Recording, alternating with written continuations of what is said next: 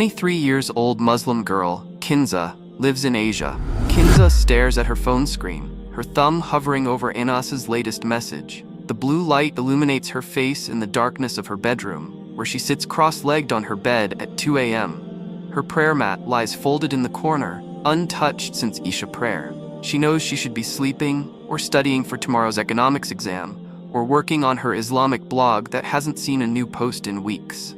Instead, she's here, heart racing over a boy she shouldn't even be talking to, watching three dots dance as he types another message. In the next room, her father's gentle snores echo through the thin walls of their small apartment. Since the accident that left him mentally disabled 3 years ago, he sleeps more than he's awake. During his few lucid moments, he asks about Kinza's studies and blog, remembering how proud he once was of her achievements. The sound of his breathing reminds them of the burden of responsibility they carry without him. Speaking of her mother Aisha, Kinza can hear her coughing in the kitchen. Even at this hour, her mother is preparing lessons for tomorrow's students at their home academy. The small business barely keeps them afloat, but it's all they have. Through the crack in her door, Kinza sees her mother's thin frame bent over papers, her once black hair now streaked with gray. A stack of unpaid bills sits beside her lesson plans. Just one more message. Kinza whispers to herself, typing a response to Anas. Her heart flutters when he immediately replies with a heart emoji and a thinking of you. She knows this isn't halal, knows she's crossing lines she promised herself she never would. But Anas is different. He understands her loneliness, her struggles, the weight of being the only daughter of parents who need her more than she can handle. He makes her feel seen in ways no one else does. The next morning, Kinza oversleeps and misses Fajr prayer. Again. Her mother's disappointed look cuts deep, but Kinza pretends not to notice as she rushes to get ready for university. She spends extra time applying makeup, carefully drawing her eyeliner, and applying the new lipstick she bought yesterday, hoping to catch Anas's eye in class. You look tired, Kinza dear. Her mother Aisha says, her own face pale and drawn. She leans against the kitchen counter, one hand pressed against her side where the pain has been getting worse. Are you sleeping enough? Your father was asking for you during breakfast. He wanted to hear about your blog. I am fine, Ma. Everything is fine. Kinza responds, grabbing her bag and avoiding her mother's concerned gaze. She doesn't mention the dark circles under her mother's eyes. She also doesn't mention how she spent her allowance, meant for textbooks, on new clothes and makeup last week, or how her blog has been gathering dust while she spends hours chatting with Anas. At university, Kinza spends more time watching Anas than taking notes. Her grades are slipping, but she can't seem to focus on anything else. Her once organized study schedule is now filled with stolen moments, checking her phone for messages. The library sessions she once devoted to research for her blog are now spent daydreaming about Anas's smile, his gentle words, the way he seems to understand her completely through his messages. During lunch break, instead of eating, she uses her money to buy a new hijab, hoping it will make her stand out among the other girls Anas talks to. Her stomach growls, but she ignores it, just like she ignores the voice in her head reminding her of how her mother skips meals to save money for the family. That evening, while scrolling through Instagram, Kinza stumbles upon Zainab's Islamic blog. The content is everything Kinza's blog used to be: thoughtful, inspiring, authentic. Posts about finding strength in daily prayers, dealing with family struggles, maintaining faith in difficult times. All the topics Kinza once wrote about with passion. A pang of guilt hits her as she remembers her own abandoned platform, once a source of inspiration for thousands of young Muslims. Her last post was 3 months ago, and her followers are steadily declining. Comments asking, "Where are you?" and "We miss your posts" pile up unanswered. Late that night, Kinza finds herself praying tahajjud, tears streaming down her face. The prayer mat feels foreign under her hands, her duas rusty from disuse. "Ya Allah, guide me," she whispers, but her prayer is interrupted by another WhatsApp notification from Anas.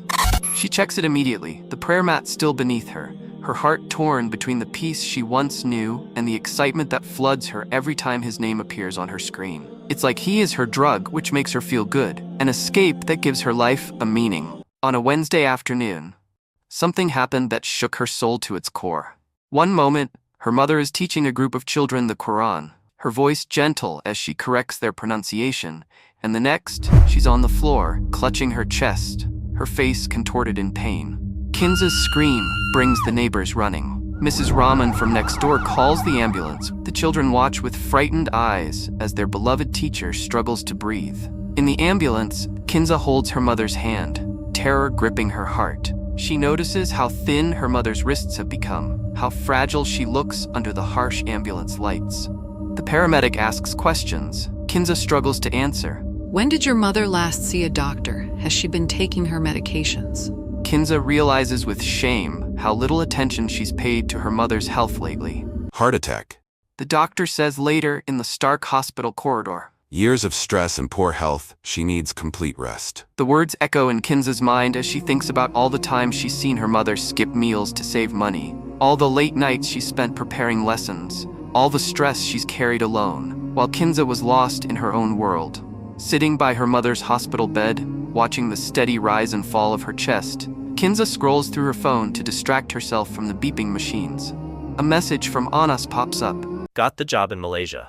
Leaving next month. Thanks for the fun times. Hope you didn't think this was serious. You're a sweet girl, but let's be real about what this was. The words blur through her tears. All those months, all that time wasted, all those prayers missed, all for someone who never cared. Her phone slips from her trembling fingers onto the hospital floor, screen cracking, a fitting metaphor for her shattered illusions.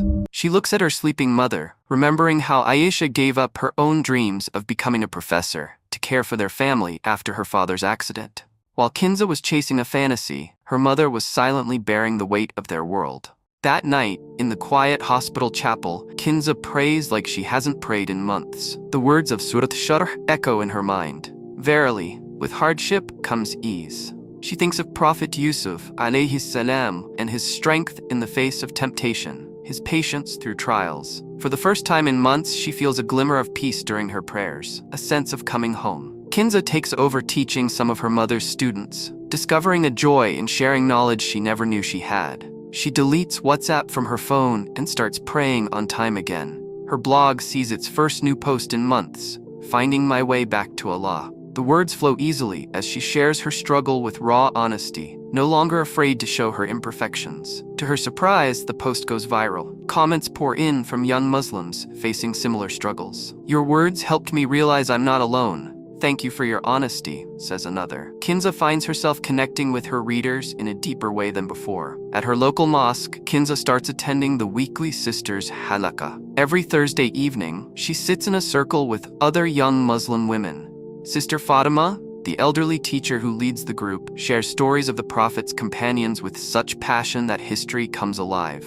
During one session about Maryam bint Imran alayhi salam, Kinza finds herself crying, finally understanding that true strength lies in surrender to Allah. The sisters become her support system, celebrating her small victories in getting back on track with prayers and sharing their own struggles with staying steadfast in a challenging world. Her mother, Aisha, recovers slowly, watching her daughter's transformation with proud eyes. One day, as they sit together after Salatul Maghrib, she takes Kinza's hand. The same hand that once couldn't stop checking messages now holds her mother's Quran teaching notes. You've grown so much, my lovely, she says softly, her eyes bright with unshed tears. Sometimes Allah's greatest gifts come disguised as trials. Kinza squeezes her mother's hand, feeling the peace that comes with being exactly where she's supposed to be.